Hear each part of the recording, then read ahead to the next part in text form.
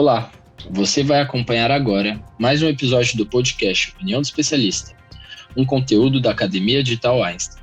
Eu sou Guilherme Freitas, aluno da Faculdade de Medicina do Einstein, e hoje nós vamos discutir sobre aleitamento materno. O leite materno é o alimento mais adequado a ser oferecido para um recém-nascido, sendo capaz de oferecer nutrição e imunização ao bebê. A amamentação promove vínculo entre mãe e filho e proporciona segurança alimentar aos lactentes desde o início da vida. Nesse contexto, é de extrema importância que o aleitamento materno seja estimulado para a população. No episódio de hoje, abordaremos acerca da importância do aleitamento materno, os impactos sofridos pela amamentação na pandemia, além de desafios enfrentados para o estímulo da amamentação. Para essa discussão, nós convidamos o Dr. Linus Pauling Facina, gerente médico do Departamento Materno-Infantil do Hospital Israelita Albert Einstein.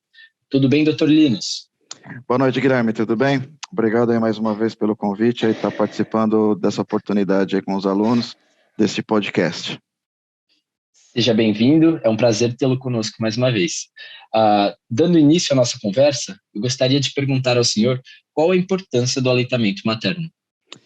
Guilherme, antes de entrar propriamente dito no assunto aleitamento materno, eu vou deixar uma oportunidade aqui de um aprendizado para todos.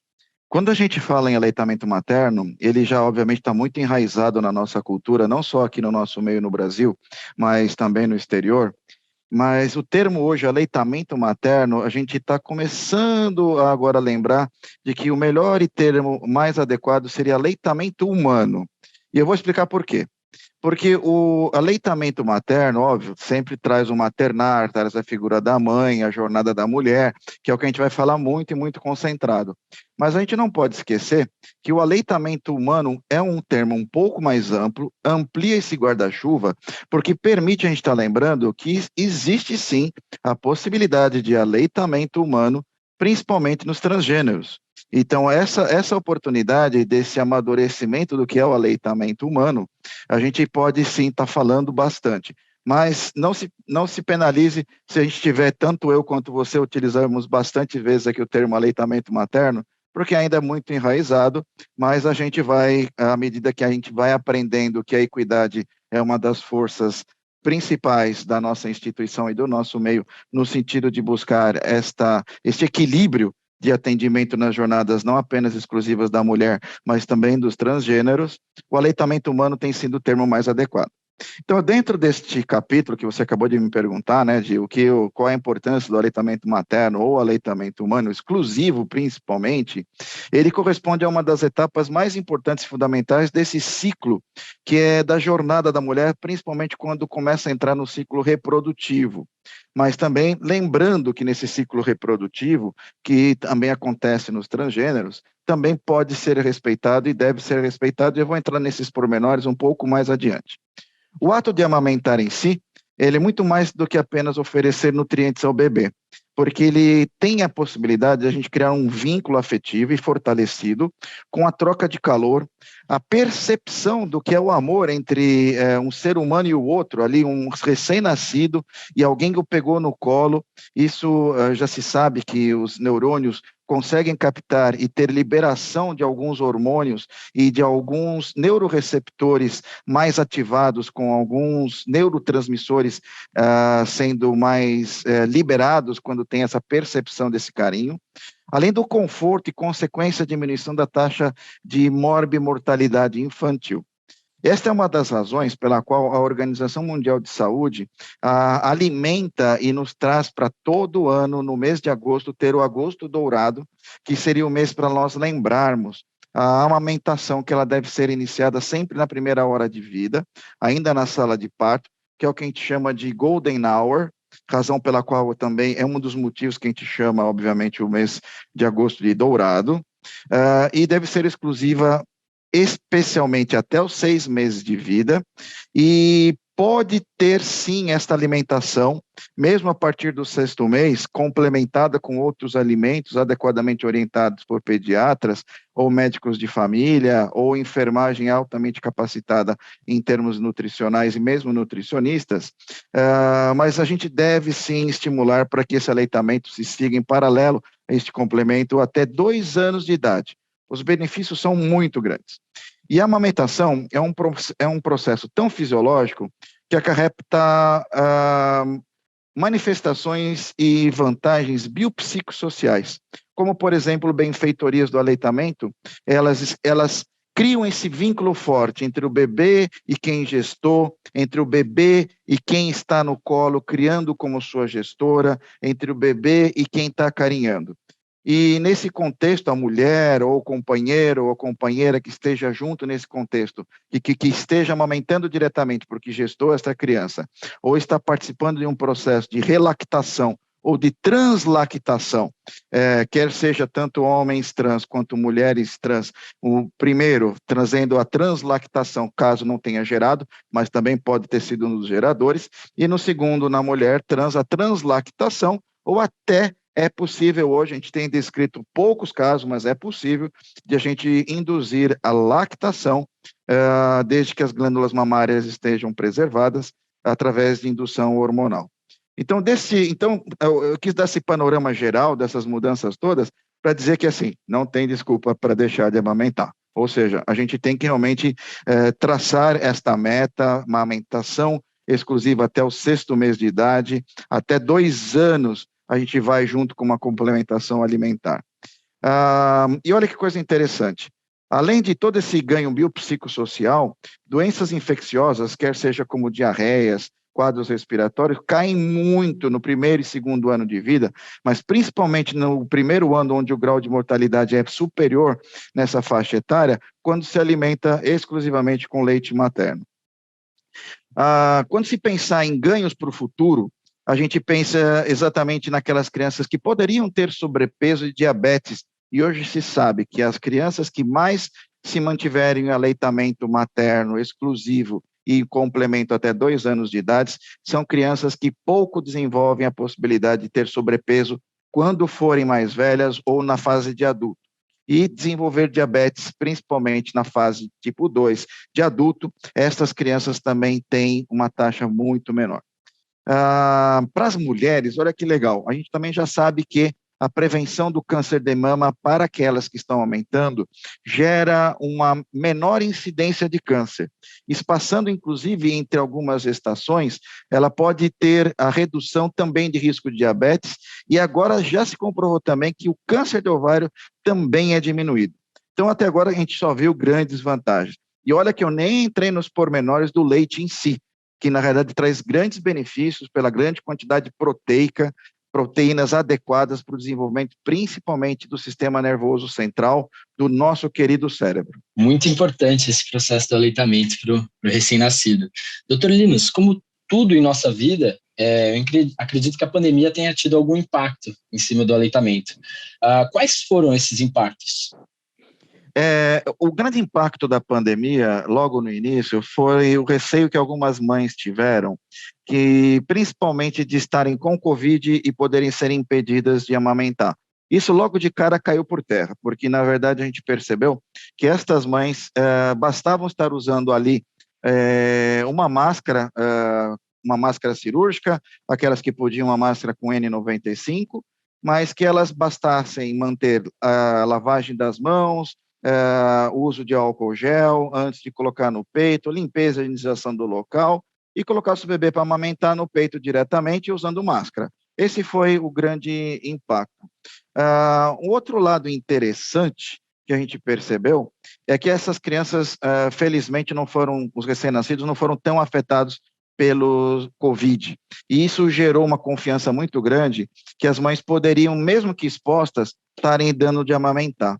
E teve um fato positivo que eu entendi na amamentação dessas crianças. À medida que as mães ficaram em casa, ou trabalhando em home office, ou ficaram naquele período de isolamento absoluto dentro de casa, o contato mãe-filha, e elas não saindo, e não precisavam estar saindo para comprar alimentos, porque elas tinham ali o melhor alimento, que era o aleitamento materno, eu acho que ajudou muito na aproximação e na criação de verdadeiro vínculo entre estas mães, entre os seres humanos que estavam num período de lactação e que estavam criando esses recém-nascidos. Eu entendo com certa e grande positividade esse período de Covid.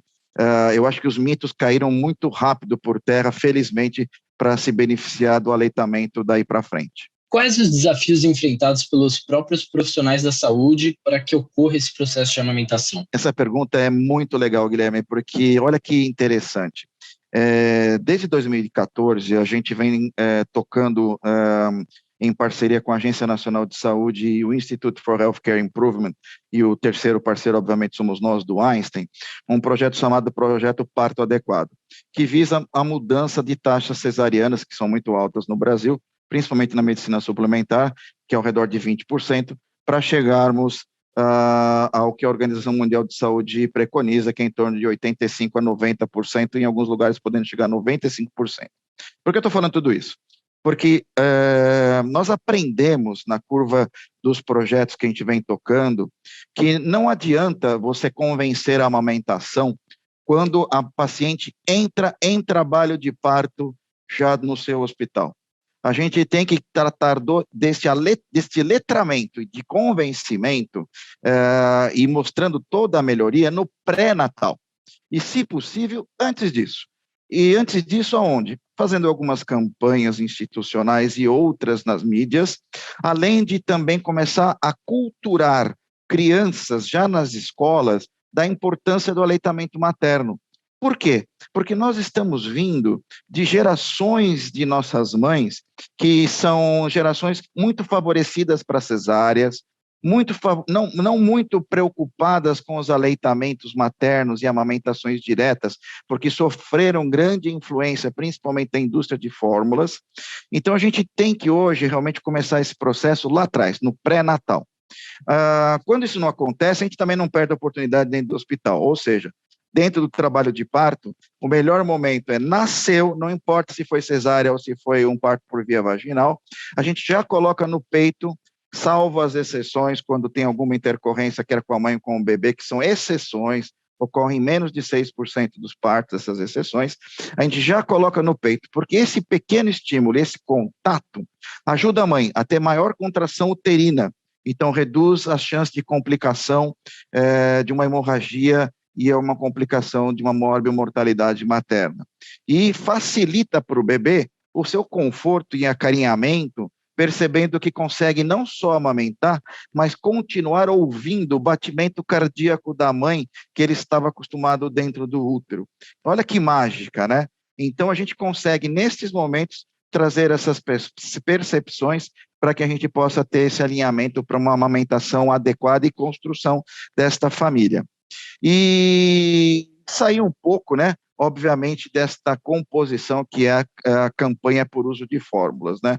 O uso de fórmulas tem indicações? Tem, em casos muito específicos, quando a gente não tem o aleitamento à disposição, mas até para isso a gente tem, principalmente hoje no Einstein, a gente já tem um banco de leite que permite que a gente armazene o leite da mãe, e principalmente no caso dos nossos prematuros, que ficam internados bastante tempo, e que as mães muitas vezes precisam ter períodos de descanso, a gente consegue utilizar esse leite extraído dela nos momentos de alimentação desses prematuros.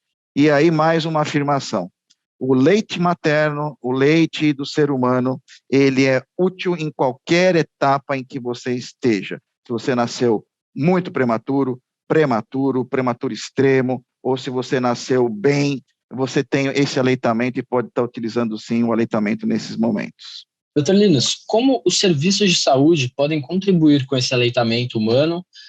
Quais políticas podem ser instauradas nesse processo para contribuir com esse processo? O Brasil vem, felizmente, trabalhando numa política da amamentação já pelo menos desde a década de 80, tá? Quando foi lançado um programa chamado Programa Nacional de Aleitamento Materno, mas além desse programa, o programa, obviamente, ele é composto por vários projetos, seria interessante a gente estar lembrando projetos que saíram dele. Por exemplo, a criação de uma rede brasileira de leite humano. Então, hoje, para se ter um banco de leite humano, dentro de um hospital, dentro de uma instituição, ele passa por regras de qualidade, segurança, e que são observadas e analisadas justamente pela Fundação Oswaldo Cruz e por esse Programa Nacional de Aleitamento Materno, para que tenha uma certificação de boa qualidade, de excelente qualidade, para que a gente tenha a percepção de um leite controlado e seguro. Outras iniciativas dentro desse programa são, que começaram a partir dele, né? A iniciativa do Hospital Amigo da Criança, que são 10 passos para o sucesso também do aleitamento materno, o próprio método canguru, que leva o bebê para ficar no colo da mãe dentro das unidades neonatais, ele proporciona para o recém-nascido, principalmente de baixo peso, essa estimulação do contato da pele do bebê, que a mãe também começa a ter a sua lactação, consiga, então, caso o bebê não tenha ainda a maturidade para uma amamentação direto no seu seio, no seu peito, mas que ele consiga, assim, trabalhar ali, pelo menos para estimular e a gente consiga ter uma extração no banco de leite. Além disso, a gente tem alguns programas estaduais e municipais que seguem essas mesmas diretrizes, né? E, por fim, tem essa campanha internacional no mês de agosto dourado, que tenta mobilizar e criar sempre, nesse momento, a sociedade, as organizações não governamentais, no sentido de vamos lá, vamos então entrar nessa campanha forte do aleitamento humano, cada vez mais inclusivo, cada vez lembrando a questão de gênero, desta equidade, de transgêneros, que também tem essa participação conjuntamente com as mulheres, para que a gente possa estar deixando uma sociedade cada vez mais saudável, com composições de sistemas cerebrais bem desenvolvidos, diminuindo riscos de infecções, diminuindo riscos de infecções respiratórias, infecções gastrointestinais. E para ajudar tudo isso, hoje tem uma proteção legal também, que ajuda bastante. Dentro da norma brasileira de comercialização de alimentos para lactentes, tem toda uma regra para formulação, para divulgar fórmulas. Hoje não é livre como foi no passado. E mesmo as construções de bicos de mamadeiras, chupetas e das próprias mamadeiras, elas passam por uma legislação hoje rigorosa, com testes de checagem, para que a gente possa entender melhor, além de, obviamente, a proteção do trabalhador que precisa amamentar. Quando ele volta ao trabalho, os locais de trabalho têm que, sim, fornecer ambientação e ambiência para, caso ela traga essa criança para este local para amamentar, ela possa, sim. E, obviamente, os mais conhecidos são serviços que constroem as suas creches, né, como, por exemplo, o próprio sistema do Einstein, né, do Hospital Israelita Albert Einstein, que tem a sua própria creche para os seus funcionários, né, mas serviços menores conseguem construir momentos de amamentação, e muitas vezes a mãe tem uma pausa assim para amamentar, e a gente tem relatos aí de escritórios, inclusive, que já estão até permitindo que a mãe traga a criança e trabalhe com ela, não só como se fosse dentro do seu home office em casa, mas também no seu office oficial com a criança ali dentro, né? Então é um mundo com percepções e inclusões que a gente está vivendo hoje, felizmente, permitindo essa grande flexibilidade, tá? Para finalizar, existem alguns programas que são na atenção primária de saúde, também muito fortes, que são principalmente estratégias baseadas num programa chamado Amamenta e Alimenta Brasil, mas que todos eles tangem o que a gente está falando aqui. Vamos fortalecer a amamentação e o aleitamento humano com equidade para toda a oportunidade que a gente perceber, e garantir o mínimo, pelo menos, de 6 meses exclusivos, mas sim, sempre estimular que ela consiga chegar com alimentação complementar, usando aleitamento materno, sem nenhuma outra contribuição láctea, até 2 anos de idade. Como o aleitamento materno, o aleitamento humano, me desculpa, impacta na saúde coletiva? A saúde, isso impacta de tal forma que ele é monitorado e sempre por ações, principalmente da Unicef, Organização Mundial de Saúde e alguns órgãos de proteção da criança, inclusive pelo Estatuto da própria Criança aqui no Brasil. Isso nos ajuda bastante, tá? Além dessa proteção legal para veiculação de fórmulas e demais produtos lácteos, tá? Nas crianças, o impacto na saúde coletiva se dá principalmente quando a gente nota a queda de mortalidade das crianças abaixo de 5 anos de idade. Isso se estima que diretamente, se fosse depender único e exclusivamente do leite materno, a gente pode dizer que cerca de 50% das doenças respiratórias infecciosas ficam reduzidas se a gente tiver o aleitamento materno exclusivo. E quando a gente fala exclusivo, não só período de 6 meses, mas lembrando da extensão. E os quadros gastrointestinais, principalmente os quadros diarreicos, a gente tem uma taxa de resposta maior, em torno de 66% a 70%.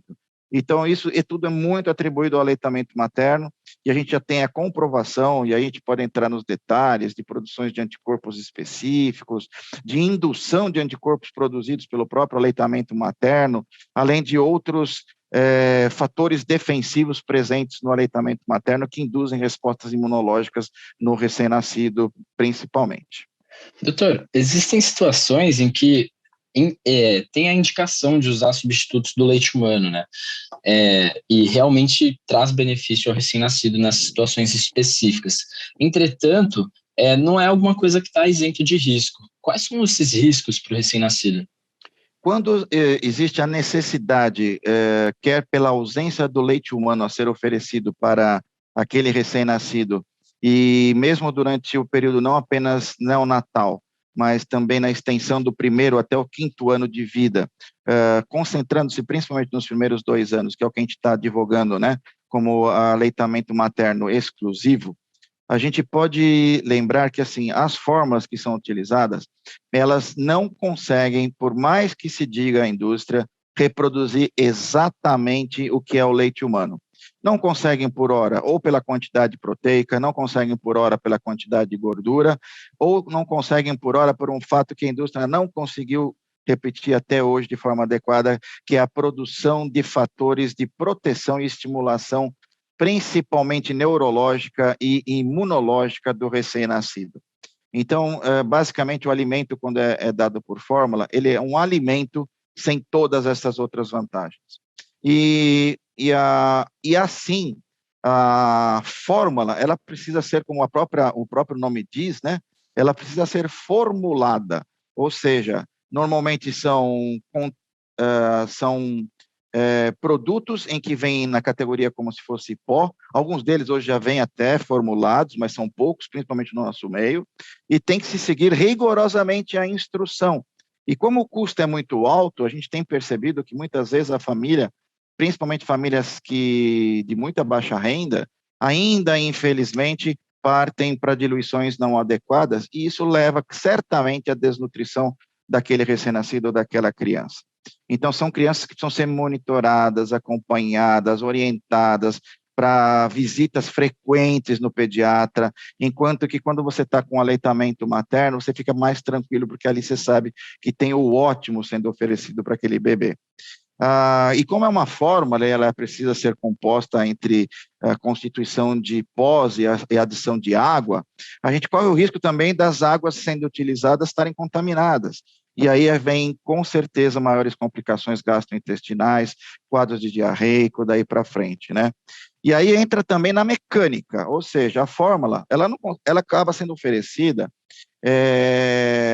normalmente através de mamadeiras e de bicos, e mamadeiras e bicos, elas confundem o cérebro da criança, porque tem alternâncias de fluxos, e isso pode desestimular o bebê a continuar pegando o peito da mãe e acabar levando a um desmame precoce, principalmente nos casos em que as mães acabam optando por tentar fazer um aleitamento misto, que também não é uma das melhores opções. Então, acho que essas são as principais consequências e riscos que a gente tem que estar lembrando no uso de fórmulas. Trazendo um pouco o tema agora para a nossa instituição, o Einstein, ao longo do episódio o senhor já comentou acerca de alguns programas de incentivo ao aleitamento humano, mas o senhor poderia comentar um pouco mais sobre esses programas? Sim, olha que coisa interessante. Quando a gente começou o programa do Projeto Parto Adequado, a gente tinha o foco muito especificamente na taxa de cesárea, mas quando a gente começa a entrar no capítulo de letramento do ser humano para essa jornada reprodutiva e de gestação, a gente percebeu que a gente precisava tratar os temas de forma conjunta.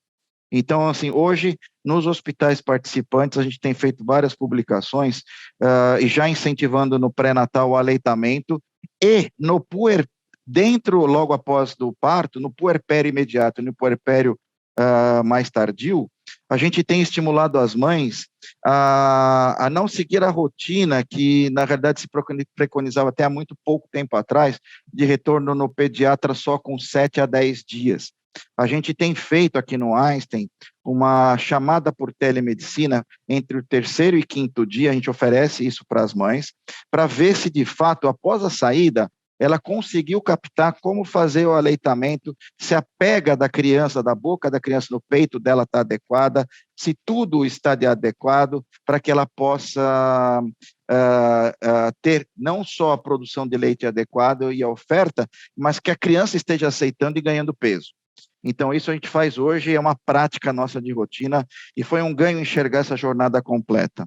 Além disso, a gente tem alguns cursos que são de educação e aprimoramento contínuos, tá? Que a gente pode fazer, tem alguns vídeos já prontos.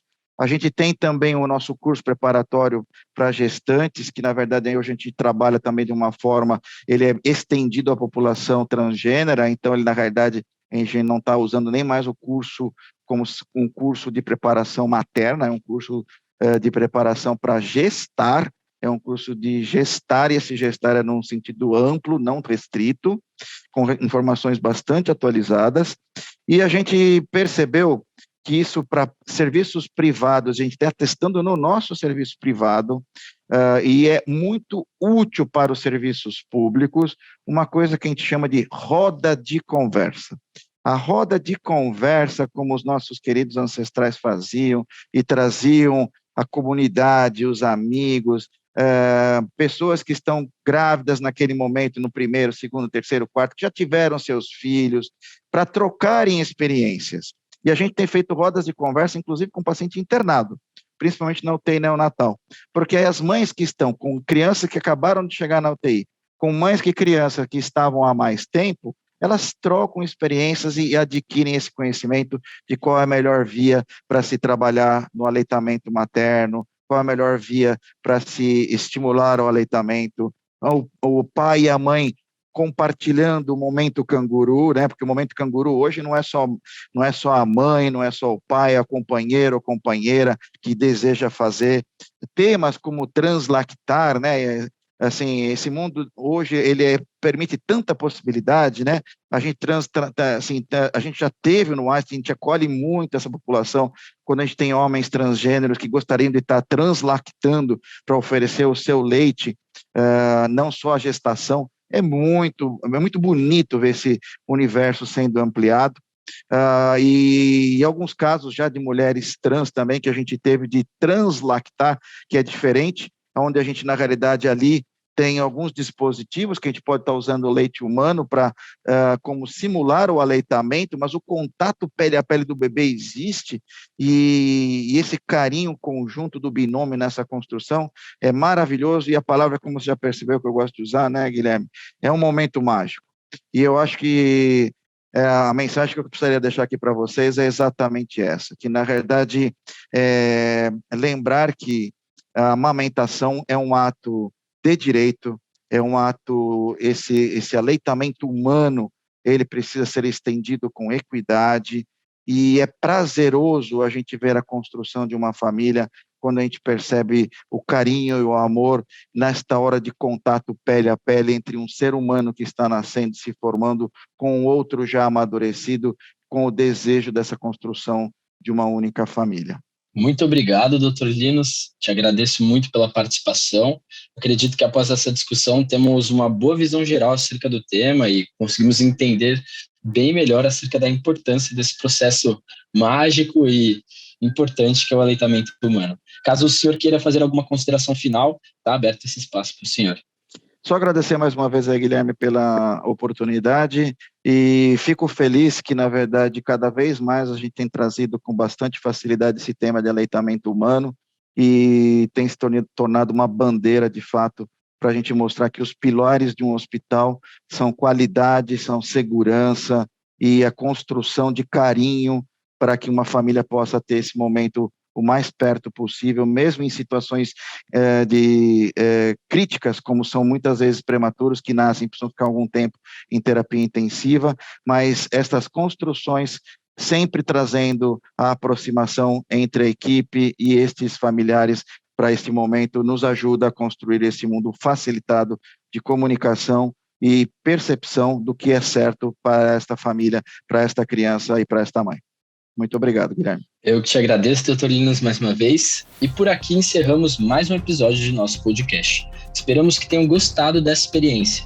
Para conhecer mais conteúdos gratuitos oferecidos pela Academia Digital Einstein, acesse academiadigital.einstein.br. Muito obrigado a todos e até o próximo episódio.